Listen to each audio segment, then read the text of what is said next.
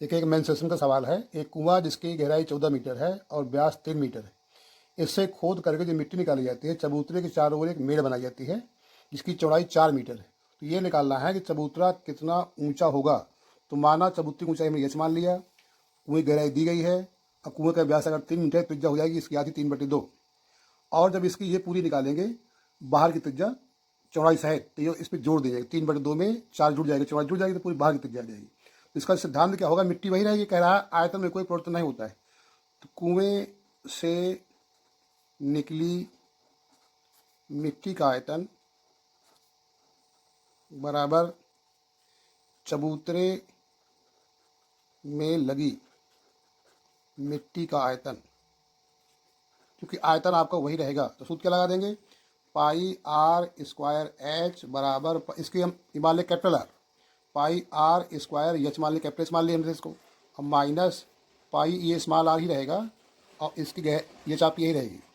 इसमें देखो कॉमन निकाल सकते हैं, पाई कॉमन निकाल लें तो हो जाएगा, पाई भी कॉमन निकाल दें, एच भी कॉमन निकाल दें, पाई ये दोनों कॉमन निकाल दें अगर हम, तो यहाँ बचेगा आर स्क्वायर और माइनस ये स्क्वायर बचेगा।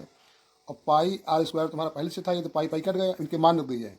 जो इसकी त्रिज्या है वो है तुम्हारी 3/2 का वर्ग कर दिया जाए। गहराई कितनी है इसकी, गहराई आपकी 14 है, 14 लिख दिया जाए। ये आपको ये से निकालना है।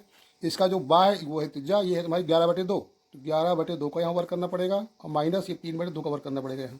ठीक है, अब इसमें इसका वर्क हो जाएगा 9/4 गुणे 14 बराबर, ये तुम्हारे निकालना है। इसका वर्क हो जाएगा 11 का वर्क होगा 121/4 माइनस 3 का वर्क 9/4 हो गया। 4 आपने लघुत्तम लिया तो 121 में जब 9 घटेगा तो ये तुम्हारा आएगा जा करके, एच तुम्हारा बाहर ही है, ये हो जाएगा 11 में 9 गए तो 112/4 आ गया। तो चूँकि आयतन वही 2 से काट लीजिए आप, तो हो जाएगा 7/2, 9 सत्ते 63/2 ये आया। अब चाहे तो इसको 2 एक अंदर 2 दूनी 4 काट सकते हैं।